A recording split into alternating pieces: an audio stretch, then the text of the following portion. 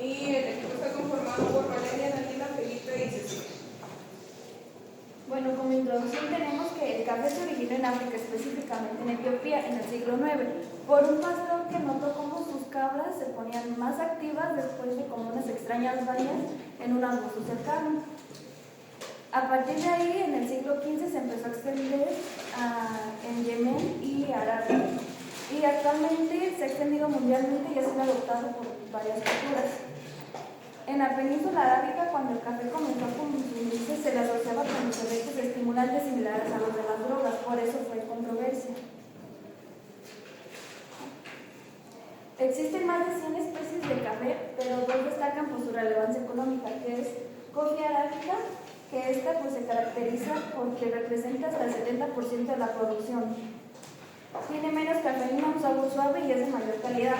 Y la segunda es Coffea robusta, que esta se caracteriza porque tiene el doble de cafeína, es más resistente a plagas y se usa en cafés instantáneos.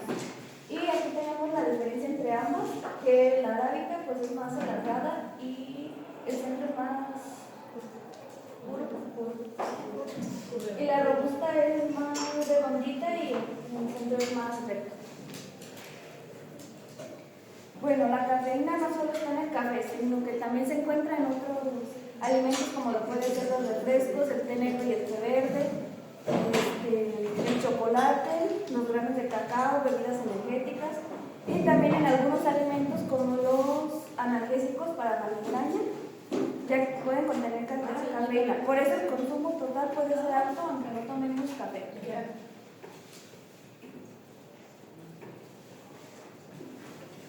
Esta es la composición química del café. La cafeína como tal es un alcaloide. Los alcaloides son los que hacen la vasoconstrucción. Es de la familia de las axinas. Bueno, estas son pues, prácticamente los alcaloides. Tiene un núcleo de axina y tiene grupos metilos en las posiciones 1,3 y 7 y su nombre se llama 1,3 y 7 trimetilaxina. Antes de que continúen y que se otra cosa, acuérdate, fíjate bien. No sé qué les digo que no lean, pero chécale, si es alcaloide o qué es, porque el alcaloide y la santina son dos cosas muy diferentes. Es un alcaloide perteneciente a las santinas, perdón. Sí. Y bueno, como tal, su nombre es 1,37 trimetilaxina. Es una sustancia, bueno, es prácticamente como cristalina y es fácil de disolverse tanto en agua como en líquidos, por eso es tan fácil de absorción. Su absorción, distribución y eliminación en el cuerpo, pues obviamente se ingiere y se absorbe primero pues, en el tracto gastrointestinal, principalmente en el intestino delgado. Bueno, el pico de cafeína en sangre, la cafeína de sangre es mayor entre los primeros 15 a 45 minutos después de haberla consumido. Esta es absorción. Una vez ya absorbida, bueno, se distribuye rápidamente por todo el cuerpo. Algo interesante que la cafeína, es muy fácil de que se absorba. Pasa muy fácil la barrera hematoencefálica. Esta barrera pues, es la que defiende a nuestro cerebro y a nuestro sistema nervioso central. Por eso llega tan rápido e inhibe los receptores de adenosina. Y ya su eliminación, pues prácticamente se metaboliza todo en el hígado y se excreta. Cuando se excreta, al momento de ser excreta, nomás el 3 y 5% sale sin cambios en el cafeína. Bueno, cuando consumimos cafeína, esta se queda en nuestro cuerpo entre 3 a 5 horas, pero en algunas personas, como por ejemplo embarazadas, puede durar más tiempo. La cafeína es metabolizada por el sistema enzimático del citocromo P450, específicamente por la enzima CYP1A2. Este proceso ocurre en el hígado y da lugar a 3 metabolitos principales: paraxantina, teobromina y teofilina.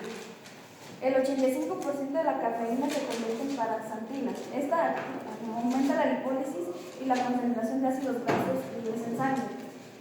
El 10% de la cafeína se convierte en teobromina, tiene efectos vasodilatadores y diuréticos. Y el 5% de la cafeína se convierte en teofilina. Esta actúa como broncodilatador y estimulante del sistema nervioso central. Estos metabolitos posteriormente son eliminados por la orina. Como un ejemplo práctico tenemos, si tomas 100 miligramos de cafeína, 85 miligramos serán paraxantina, 10 miligramos teobromina y 5 miligramos teofilina. Tenemos el efecto de la cafeína en las neuronas. Como podemos ver, la estructura de las neuronas tiene el núcleo, el cuerpo celular, las dendritas y el axón. Nos vamos a concentrar en la parte terminal del axón porque tiene receptores de adenosina y la cafeína cuando sale de los vasos sanguíneos llega y se une al receptor de adenosina, impidiendo que la adenosina se una a su receptor. Esto trae el efecto de que, como la adenosina regula el sueño y la relajación, pues no permite que lleguemos a ese punto y por ello sentimos la sensación de tener más energía y estamos en estado de alerta, aunque en realidad solo estamos inhibiendo el sueño.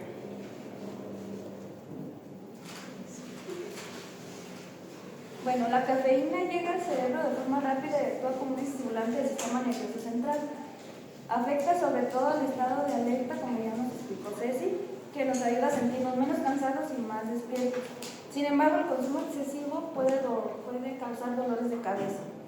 En personas con trastornos del sueño, problemas de ansiedad, pues su consumo no es recomendable porque puede afectar más los síntomas. Y otro síntoma pues, es la aparición de ansiedad, ya que la cafeína aumenta la adrenalina y el cortisol. Cuando consumimos cafeína, nuestro cuerpo libera más adrenalina, lo que hace que quememos más grasas y tengamos más energía disponible. La cafeína promueve la liberación de adrenalina y esta activa la enzima lipasa sensible hormonas. Y esta enzima descompone las grasas almacenadas en los adipocitos. Al liberar ácidos grasos en la sangre, el cuerpo puede utilizarlos como combustible.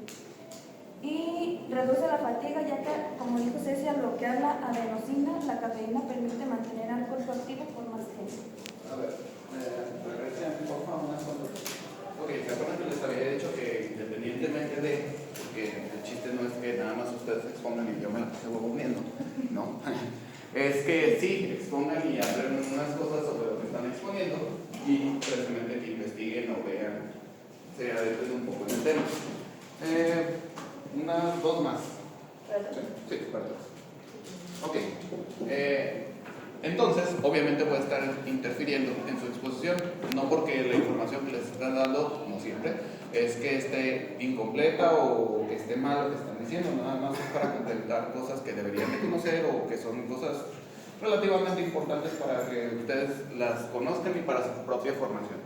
Ok, de entrada, su compañero les dijo el concepto, o bueno, les mencionó el concepto, pero a todos les pasó por acá. Básicamente lo que les decía, escucharon una palabra que de seguro no ubican, pero como la estuvieron diciendo en un contexto más largo, ni siquiera preguntaron qué era. Ok, y se lo pregunta a su compañero, alcaloide, díganme qué es. Para ellos, esto es para ellos, ustedes ahorita esperen. No dijiste qué era, pero lo tomaste como parte del tema. Entonces, si no les preguntaron a sus compañeros qué es un alcaloide, yo quiero asumir que ustedes saben qué es, ¿cierto? Porque no lo preguntaron. ¿Se acuerdan de la exposición de alcaloides de Consuelo que te decía, hace vasoconstricción en la piel, que apretaban las ganas? Prácticamente es eso, hace vasoconstricción en los alcaloides. No. A lo mejor ese es un alcaloide, pero eso no son los alcaloides. ¿No es un metabolismo secundario de las plantas? Metabolismo secundario de las plantas, no. No, metabolismo. O sea, Okay. son como estimulantes que crean No necesariamente son estimulantes y no son un metabolito, son una sustancia extraída de plantas o de origen, en este caso, vegetal. ¿Sí? Realmente pudiéramos manejarlo como un sinónimo de un fitofármaco. ¿Sí? Fito es de plantas, recuerden, prefijos y sufijos. Entonces, un alcaloide es eso. Entonces, hay muchas sustancias que van a entrar dentro del concepto de alcaloide. Ahorita les están hablando que la cafeína es un alcaloide. Y sí, lo es. Pero por ejemplo, el opio o la morfina es un alcaloide. Y no tienen el mismo efecto, estamos de acuerdo, ¿cierto? Uno es depresor del sistema nervioso central y el otro es activador del sistema nervioso central. Por eso te digo que no todos actúan igual. Lo que decía ahorita su compañero que construye vasos sanguíneos, ok, en algunos sí hace eso, otros tienen efecto precisamente opuesto. Entonces, no son exactamente los mismos. Ok, específicamente hablando ahorita, por ejemplo, de la cafeína, ¿es un alcaloide? Sí, pertenece al grupo de xantinas. Eso hablando de su estructura química, no de su origen. Entonces, ambos palabras en este caso se utilizan para describir la cafeína desde diferentes perspectivas. Una desde su origen y el otro desde sus características físico-químicas. ¿Sí? Las xantinas son un gran grupo, precisamente, de compuestos químicos que tienen este grupo de metilxantina, que pueden tener este efecto de agonistas, o antagonistas más bien, de lo que serían estos receptores de adenosina. Ya les dijeron que hacían los receptores de adenosina. ¿Qué hacen? Te hace sentir tranquilo. Ok, los receptores son los que en este caso van a captar precisamente la adenosina, que es la que va a final de cuentas, como dicen ustedes, dar la sensación de sueño. Es uno de los sistemas que precisamente regula el sueño, el sistema nervioso central. Entonces, al momento en que se bloquea esto, tenemos la sensación de energía, lo que también nos da la sensación de alerta. Eso que nosotros normalmente conocemos como ese estado de ansiedad, el cual también puede estar regulado por otro tipo de neurotransmisor, ¿sí? En este caso podemos decir en específico los receptores GABAérgicos. Ok, esa sensación tiene sus utilidades, como ya lo habrán utilizado ustedes muchas veces. O sea, se han desvelado, se han despertado al utilizar café, ¿cierto o no? Ok, pero también tiene sus inconvenientes para personas que ya tienen ese estado de ansiedad exacerbado de manera crónica o descontrolada, por así decirlo. Vamos a encontrar que eso no es bueno. Básicamente les va a empeorar un problema que de por sí ya tienen. Y la sensación de ansiedad crónica y exacerbada es básicamente como ese constante temor de que te vayan a matar en el siguiente momento.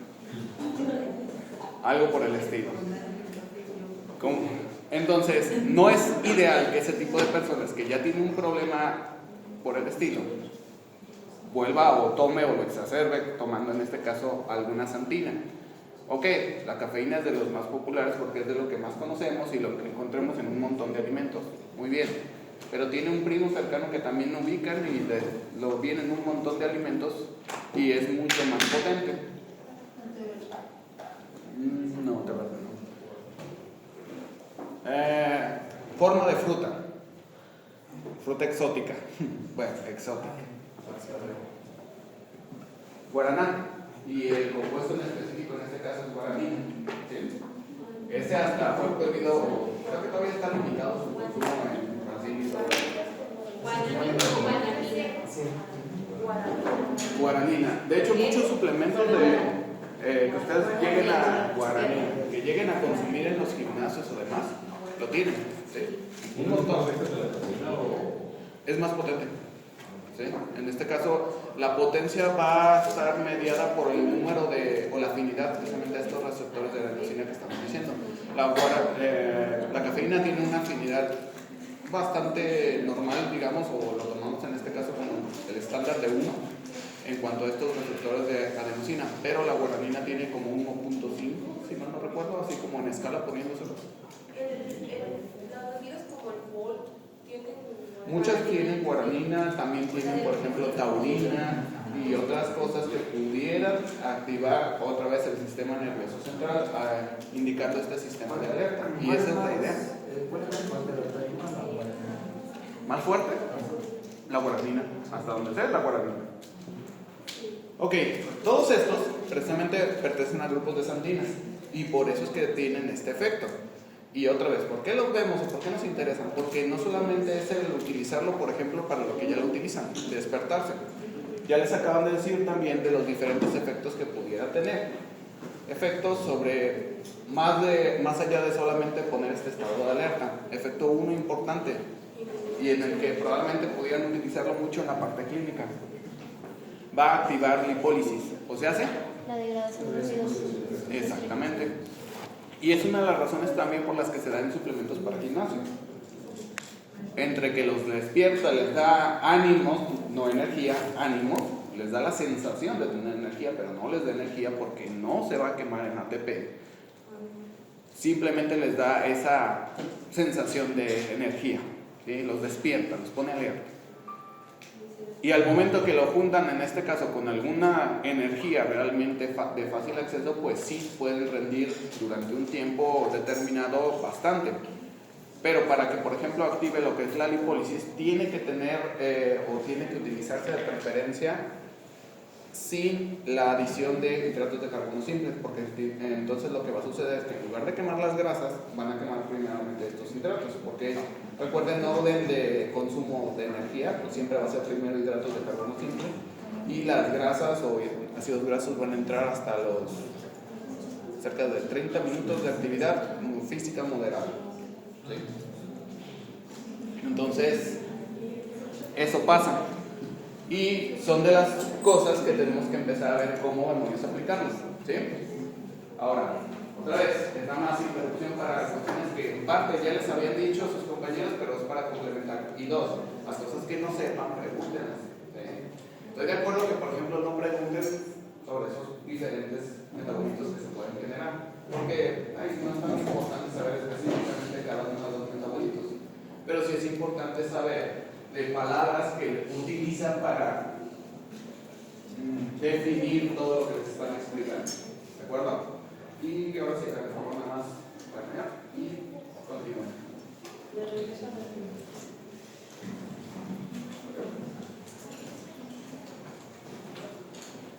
Algunos factores que afectan la tolerancia a la cafeína es el gen CYP1A2, que codifica para hacer la proteína con el mismo nombre, CYP1A2, que metaboliza como fármacos, como también cafeína, y al tener alguna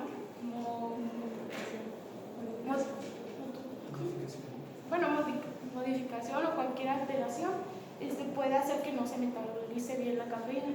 También algunas afecciones médicas como el trastorno de ansiedad, que ya nos dijo el profe, que no se favorece ni nada similar el tener cafeína y ansiedad o problemas cardíacos o el estrés. El impacto de la cafeína en el embarazo, en la mujer embarazada no tiene como mucha diferencia, es casi lo mismo que cualquier otra persona que no está en ese estado. Y en el feto tiene alteraciones como al nacer tiene un aumento repentino de peso, las hormonas del estrés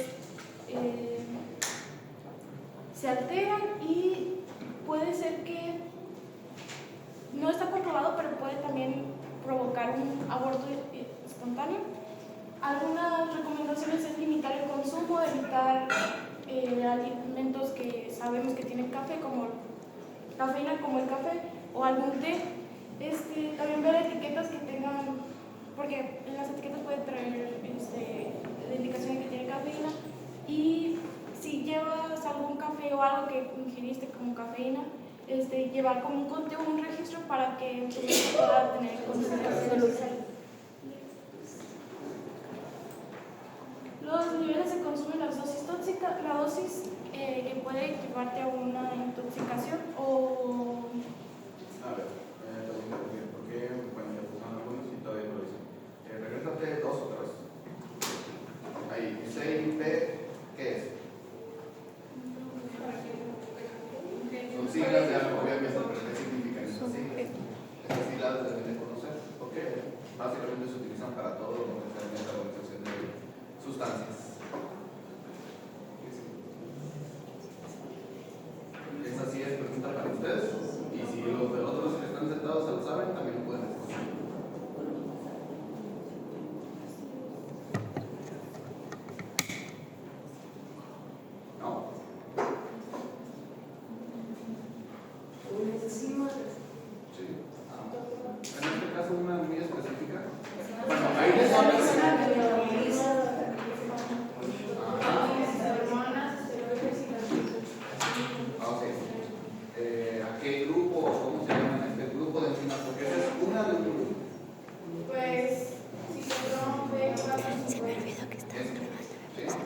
Ok, todos escuchen esta parte porque esa sí la deben de conocer. Como les digo, prácticamente cualquier sustancia se metaboliza, ya habíamos dicho, ¿en dónde? En el hígado. Exacto. Va la órgano bien transformador. Y los responsables de hacer esto en el hígado, el gran grupo de enzimas responsables de hacer esto, principalmente son las enzimas del citocromo P450. Hay un montón, es una familia enorme de enzimas. Precisamente de ahí viene esta nomenclatura para poder diferenciarlas. ¿Sí? Aquí les habla de los dos, el gen y la proteína correspondiente de este gen. Es decir, este gen va a producir esta proteína, ¿sí? Quitándole el pedazo de gen. Todas estas se dedican a lo que habíamos dicho, metabolizar. Son importantes, ¿por qué? Pues porque básicamente al saber que tenemos problemas con esas enzimas metabolizadoras, podemos saber que sustancias que se metabolizan a través de este tipo de enzimas vamos a tener dificultades para eliminarlas o procesarlas. En el caso de que tengan que ser bioactivados incluso para que funcionen. Cuando digo bioactivación, ¿se acuerdan qué era? Bioactivación.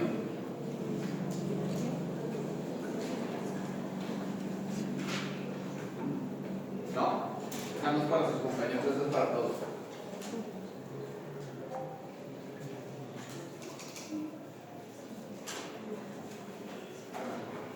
Ok, otra vez, de esos conceptos que necesitan empezar a conocer. Bioactivación sería en este caso sustancias que cuando las consumen ustedes no son activas fisiológicamente, pero una vez consumidas y metabolizadas, en este caso por nuestro órgano, se van a activar, para la redundancia, y van a poder ejercer su efecto.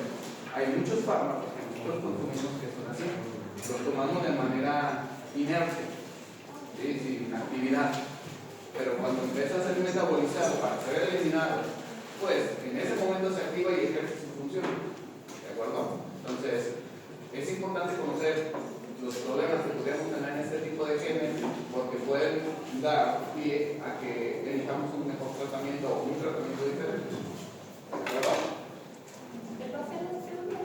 Entonces, lo que acaba de decir es que el gen es el que provoca la bioactivación de sustancias que inflaman el virus. No el gen, la proteína que se produce a partir de ese gen.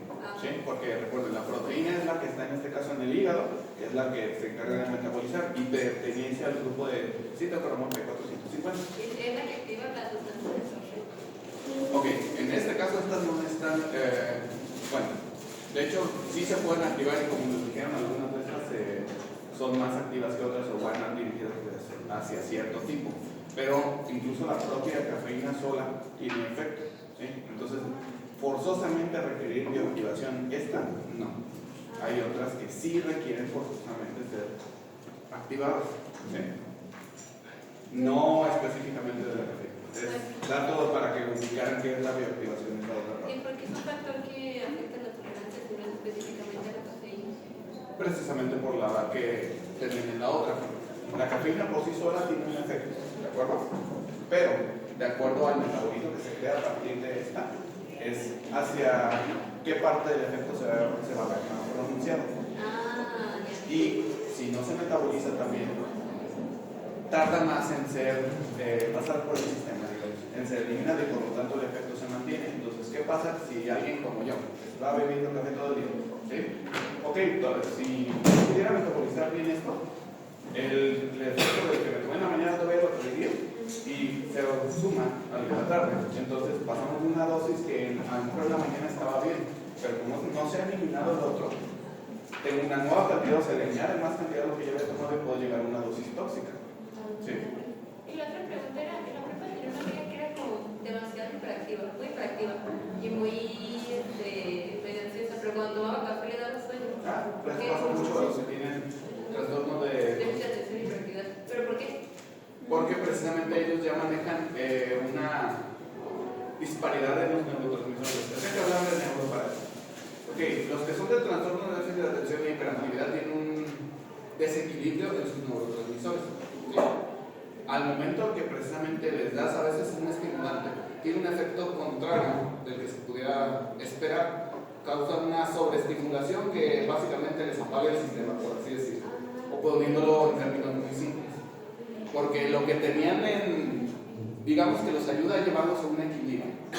Y pasa con las personas precisamente que tienen este síndrome de hiperactividad. Entonces, las personas que dicen que el café en eso de darles para arriba los duermen o así. Generalmente es porque tienen eso. Generalmente, no vamos a especificar todos los casos porque puede haber excepciones por otras razones que la verdad ahorita no recuerdo específicamente, pero recuerdo que sí hay excepciones. Entonces, por exceso de estímulo como que lo bloquea y por eso se la echa. ¿Cuál es la porción máxima que puede tener una persona? Ok, la dosis, bueno, va a depender de quién estamos hablando, hombre, mujer, niño, en realidad, igual está también. ¿Cómo? Sí. Y de hecho ya les mencionaron una, pero recordándoles, o precisamente antes de que llegamos a esa parte, va a depender mucho de qué tanta capacidad se utilizar. Y por eso les decía que regresaran dos. ¿Avanzó una más? Ok, a ver, pongan atención en esto. Su compañera ya se los dijo, en la mujer embarazada no habría un problema. El problema es que la mujer embarazada en este caso va cargando a otra persona, ¿sí? Y esa persona es, bueno, dependiendo del mes en el que estemos hablando, pero podemos decir que es de este tamaño. Entonces, ¿qué comparan? Que se tomara esta cantidad, una persona del tamaño, no sé, de su compañera, a que se lo tomara a de una persona de este tamaño. La dosis tóxica para esta persona va a ser mucho más pequeña y por lo tanto le causa efectos graves a esta persona. Y lo malo es que atraviesa barrera encefálica y placentaria.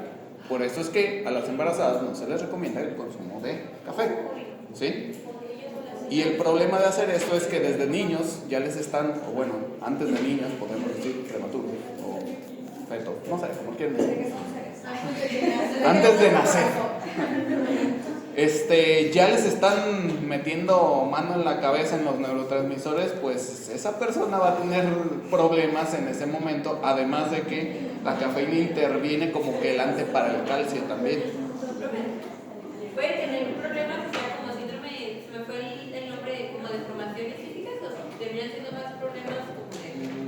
Si hay un deterioro en el crecimiento en niños, precisamente por eso no se recomienda el consumo de cafeína en niños. Lo que les acabo de decir, el café podríamos decir que es tipo quelante para el calcio. ¿Qué es quelante? No absorben, no van a utilizar bien el calcio. ¿Qué necesitan precisamente para crecer? Calcio, ¿sí? Entonces va a haber un deterioro en el crecimiento. Y eso es lo último que les iba a decir de esa parte. La cantidad tóxica en consumo rápido es de 1200 miligramos de cafeína. Hay tres tipos de personas respecto a la cafeína. La hipersensible, que con un rango de 100 gramos de cafeína ya tiene demasiados síntomas, o los síntomas como alteraciones sueño y demás. La sensibilidad normal, esta es como la mayoría de todos nosotros, que es un rango de entre 200 y 400 miligramos de cafeína y que es entre 2 a 4 tazas de café. Y la hiposensibilidad a la cafeína es la que toman demasiada cafeína, entre 500 miligramos y demás, y no tienen como en sí algún efecto porque ya no tienen la sensibilidad para tener esos efectos, porque a lo que vimos, al tener tanta cafeína, tú produces más receptores de adenosina, entonces necesitas más cafeína para poder cubrir todos esos receptores. Algunos síntomas de intoxicación aguda y crónicas. Los síntomas por intoxicación aguda son náuseas, vómitos, cambios de estado mental, hipotensión, convulsiones y arritmias. Y en la crónica causa miopatía, hipopotasemia, debilidad muscular, náuseas, vómitos, diarrea y pérdida de peso. Algunas amenazas lo que amenaza las vidas es cuando se ingiere arriba del umbral de 1200 miligramos de cafeína, puede provocar la presencia de arritmias ventriculares, hipopotasemia grave, aparición de insuficiencia renal aguda y respiratoria, y todas estas complicaciones ocurren cuando aumenta el tono adrenérgico.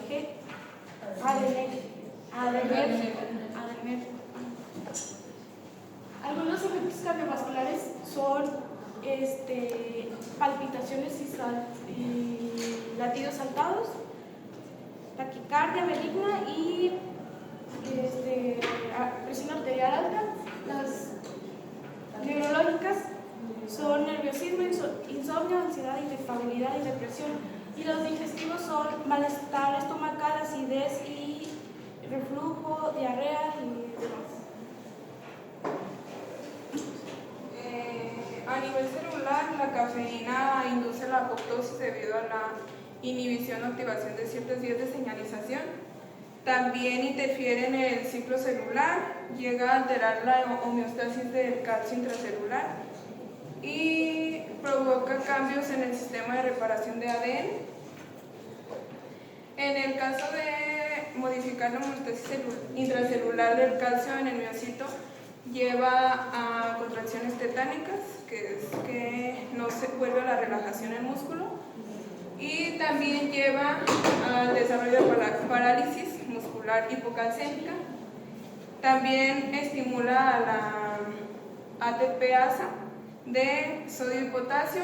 Esto lleva a la pérdida de potasio y también la pérdida de calcio por la orina debido al incremento en el tono adrenérgico del sistema tubular renal.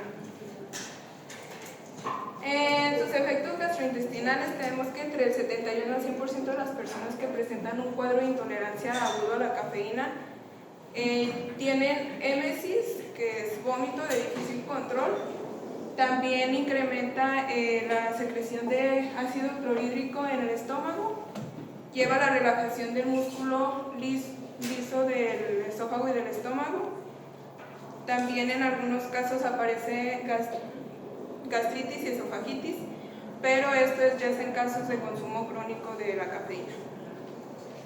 En caso del sistema cardiovascular, como ya había mencionado Dani, lleva a arritmias, esto a través de tres mecanismos principales, como la inhibición de los receptores de adenosina A2, que normalmente tienen efectos antiarrítmicos. Después promueve la liberación de calcio del retículo sarcoplasmático y evita que se repare y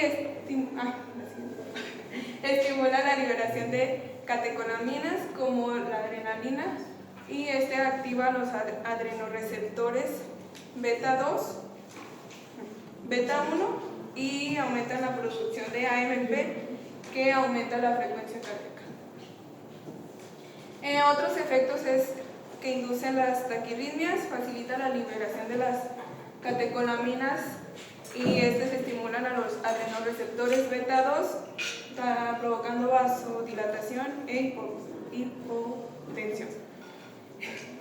También puede aumentar las concentraciones de calcio y generar contracciones musculares y temblores, que es muy común en casos de intolerancia a la cafeína.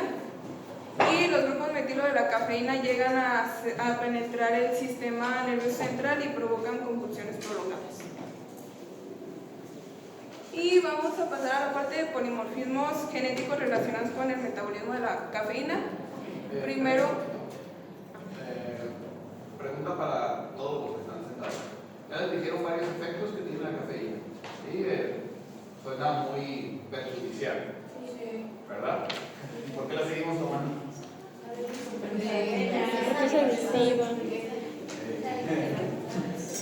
Pues fíjense que no tengo esa dependencia física. Yo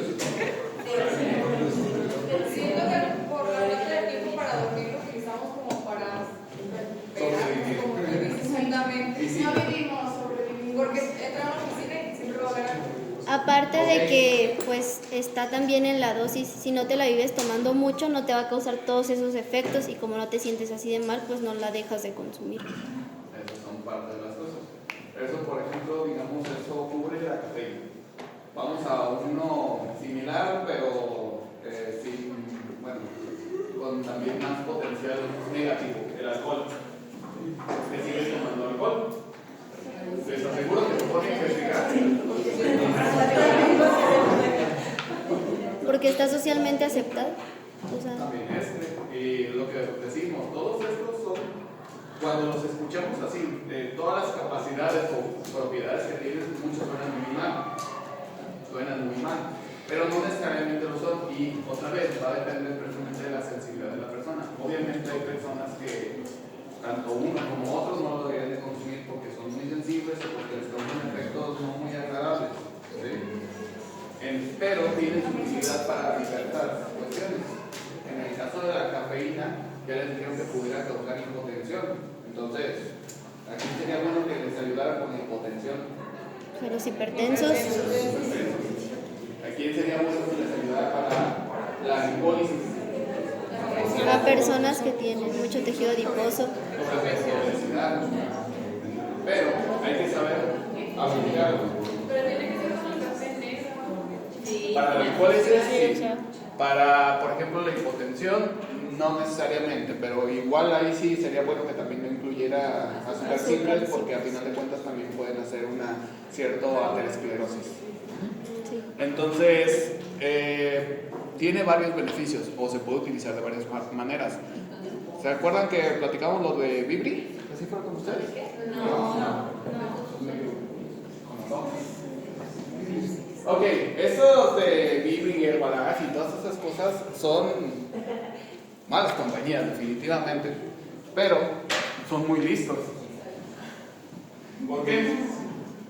Porque saben aplicar o utilizar ciertas cosas que los mismos nutriólogos deberían de saber aplicar o utilizar para que sus dietas, que son más sanas, sean más efectivas.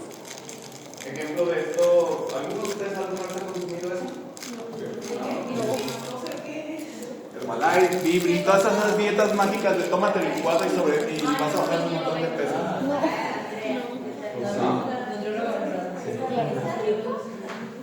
El licuado sí, pues es azúcar. Me vas a ver rico. Azúcar y chocolate. ¿Saben qué tiene? Básicamente es pues es un médico chocomil. Están vendiendo carísimo un chocomil. Un poco más sano, con menos azúcar simple, pero es un chocomil. Es básicamente lo que hace. Sí, con algo de proteína extra, pero les están vendiendo un chocomil carísimo. Y les dicen, consume esto en la mañana y en la noche. Y en la tarde una comida balanceada. Con eso vas a bajar un montón de peso. Y pues sí. Pues sí, pero porque está el déficit calórico de lo que antes. Exactamente. Por eso bajan un montón de peso. Pero ¿cómo es que la gente aguanta eso y no aguanta sus dietas? Sin ofender. Ok, no están cocinando. Ustedes también les podrían decir, no sé, salte y cómprate esto en la mañana y en la noche. Por la reacción que les genera el azúcar simple, les crea como una adicción y por ende lo siguen. No tienen tanto azúcar simple precisamente. A ver, guarden silencio y pongan atención. Ok, aquí viene la parte donde les decía que son muy inteligentes y saben aplicar las cosas que a veces ustedes no, a pesar de que conocen el porqué o deberían de conocer el porqué.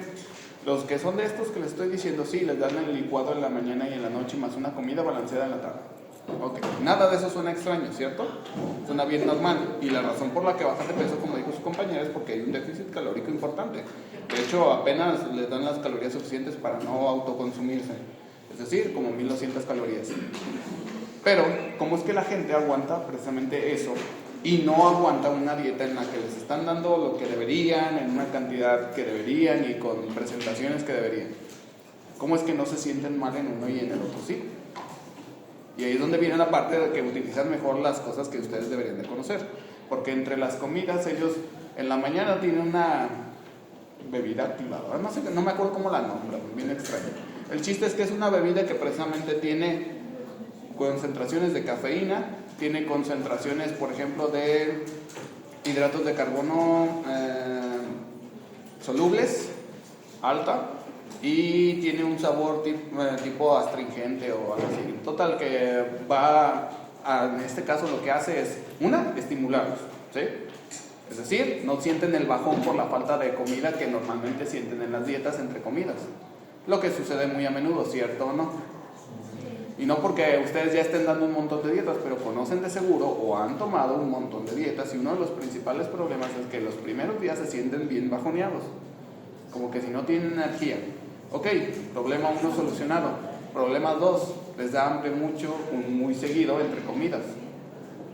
Ahí viene la parte de los hidratos de carbono, en este caso que son de la fibra soluble, que básicamente les va a durar mucho en el estómago, va a causar una sensación de saciedad prolongada y no van a tener tanta necesidad de comer entre comidas, lo que va a facilitar que sigan con el pan. Y volvemos a lo mismo, esto no es nada complicado, les podrían dar una bebida de inulina y es la misma fregadera. Pero la cuestión es que aquí estos sí lo supieron hacer, los de estos monos Vibres, Balaizo, como se llaman esos. Y la única razón por la que les funciona más y mucha gente, una es que les venden también el producto bien padre, les daban el toco bien chido, pero bueno. Ajá. Pero también ustedes deberían de aprender eso, porque también eso es importante en la consulta. La otra razón es porque sí sienten muchas veces menos estos efectos por lo que acabamos de mencionar, cosa que si alguna vez se han puesto a hacer dietas, que sí lo han hecho, no se han puesto a contemplar, aparte de, no, sí, les voy a dar 5 tiempos de comida, uno entre comidas para que, una colación para que no sienta tanta hambre. ¿Y qué tiene esa colación? Simplemente se fijan que tengan los requisitos de su tablita que hicieron de equivalente, ¿cierto o no? Y de alguna manera valoran de qué le van a servir las cosas que incluyen esos alimentos, qué función pudieran tener para que no sientan hambre, estén más tranquilos, esté fácil de utilizar. Sí, una fruta y una grasa Ok. una persona normal no tiene requisitos para regular eso y contra prevenir, no va diciendo que salga diabético de ahí. Una fruta y una grasa.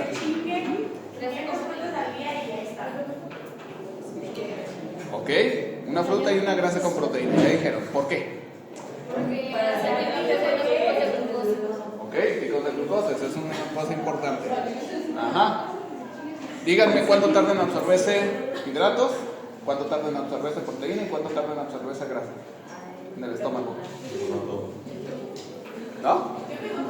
¿Cuánto tarda en absorberse hidratos, proteína y grasa en el estómago? Los hidratos es dependiendo también de su índice glucémico. Por ejemplo, los de bajo tardan, esos se degradan pues más lento. Luego los de medio, pues en tiempo medio. Y los altos se degradan más rápido porque son azúcares simples. Y por eso. Además, luego, pues obviamente va a requerir más. Y también la inclusión de otros alimentos. Así por eso nos aseguramos de que tenga 3 fuentes. Ajá, 3 fuentes. Ok, ese es de uno. Muy bien, les voy a empezar por preguntar una cosa que estoy casi seguro que no saben. Para que se la sepan después. Ok, díganme la diferencia entre índice glucémico y carga glucémica. El índice glucémico Índice te marca glucémico. cuánta cantidad de azúcar tiene el alimento, pero la carga ya es lo cuantitativo. O sea, porque no es lo mismo que te comas un plátano que te comas 5. Entonces la carga glucémica ya está cuantificando lo de la parte de la porción de lo que te estás comiendo, mientras que el índice no. Según yo, Sí, es el índice glucémico es la capacidad que tiene el alimento para de la glucosa en sangre. Y la otra cosa, La carga es La carga es lo cuánto cuantitativo. tiempo tarda tu cuerpo en empezar a Sí. Ok, les voy a preguntar esto. Digamos, sandía, en sus tablas, en índice glucémico, ¿en dónde está? Sandía, natural sandía. No, pero yo les meto.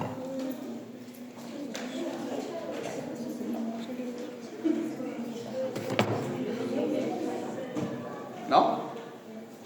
Ay, no me digan que no saben eso, lo deben de saber. No. Alto. Ajá. ¿Y la carga glucémica? Carga glucémica. Es que la carga glucémica es en 100 gramos y la cantidad de la carga glucémica es baja. Ajá. ¿Por qué es eso? Dice que tiene una equilibrio los niveles de azúcar en sangre. Sí. Ok, parte de lo que dijo su compañera está correcto.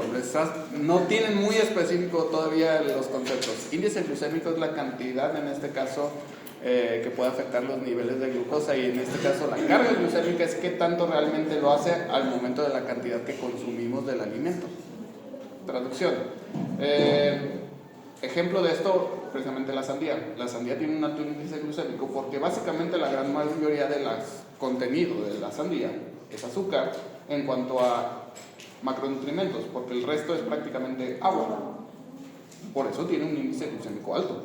Pero la carga glucémica no es tan alta porque la gran mayoría es agua. Y al momento en que lo estamos consumiendo, ¿creen que se van a poder echar una sandía solos? Sí. Dependiendo del tamaño de la sandía, ¿verdad? Ok. Normalmente, digamos, en una situación en la que tengan pudor ante los demás que los están viendo comer, no comerían más de 2 o 3 rebanadas, digamos, de esa sandía.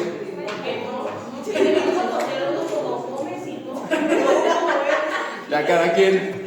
Pero bueno, comerían 2 o 3 de esta misma. Y sí, la gran mayoría de la parte de esta sandía que consumieron es hidratos de carbono simple.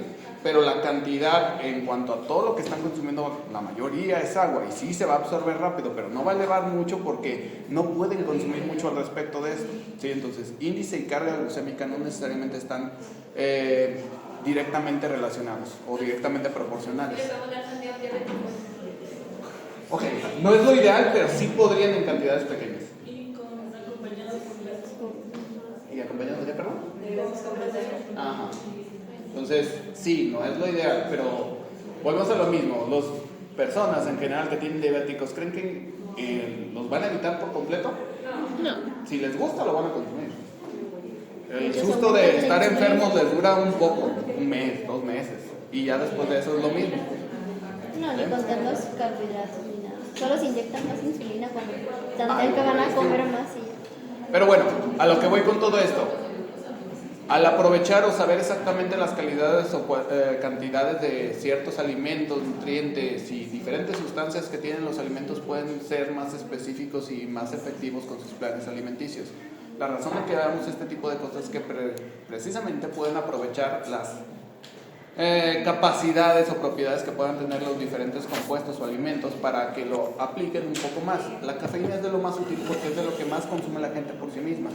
Es más difícil hacer que consuma algo que normalmente no consume, ¿sí? ¿Y por qué es esto? Porque para empezar le representa un costo.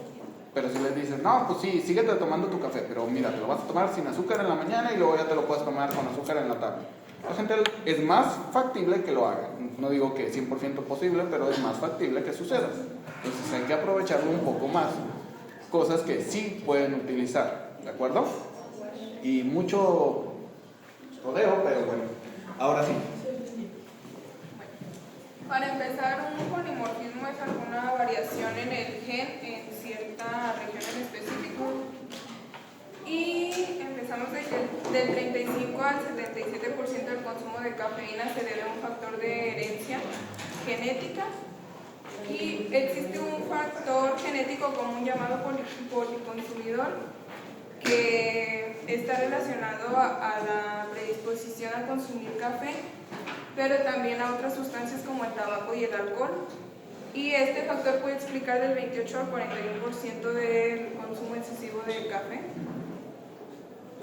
Tenemos una mutación existe una mutación en el gen CYP1A2, específicamente en la posición 734 hay un cambio de adenina por citosina y esta provoca una disminución en la actividad enzimática, lo que lleva a una disminución en el metabolismo de la cafeína.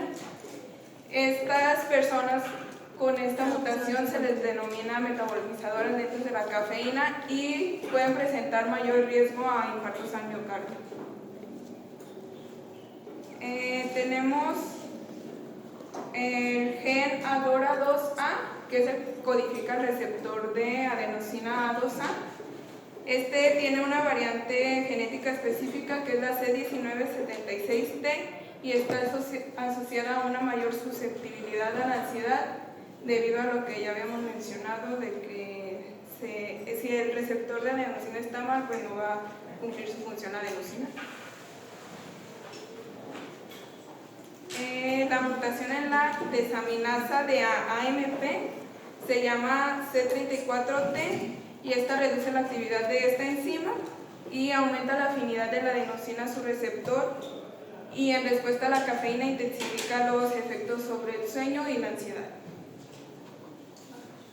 Y los polimorfismos de los receptores adrenérgicos que influyen directamente a nivel cardiovascular.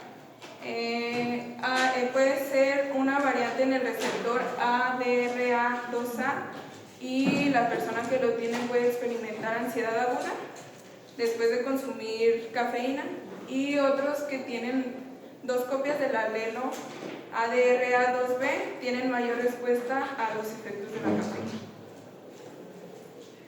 Como ya nos dijo Ceci, la intolerancia a la cafeína se presenta cuando el cuerpo no puede metabolizar la cafeína rápido. Por ejemplo, en personas con variantes en el gen CYP1A2. Los síntomas, como ya nos mencionó Dani, van desde insomnio, temblores, ansiedad, náuseas y taquicardia hasta en casos graves arritmias. El diagnóstico es clínico, pero se puede apoyar en pruebas genéticas. El tratamiento es suspender el consumo de cafeína, hidratarse bien y descansar. Y si es necesario, buscar atención médica. Y para prevenir la intolerancia a la cafeína se recomienda reducir gradualmente su consumo, beber agua, tomar té de hierbas, llevar un registro de consumo de cafeína, puede ser un diario, dormir lo suficiente y buscar apoyo profesional. Y como ya nos dijo Dani, es importante leer las etiquetas, porque algunos productos como medicamentos pueden contener cafeína sin que lo sepamos. Y en situaciones graves de intolerancia a la cafeína, donde el paciente desarrolla un síndrome caracterizado por erupciones cutáneas, síndrome de abstinencia y aumento de eosinófilos, se recomienda iniciar el tratamiento con corticosteroides en dosis moderadas o altas. Y si el paciente no responde adecuadamente, se consideran otros inmunosupresores, como la ciclosporina, para controlar la respuesta inmunitaria. Además, es indispensable retirar totalmente el consumo de alimentos y bebidas que contengan cafeína para evitar que esta reacción empeore.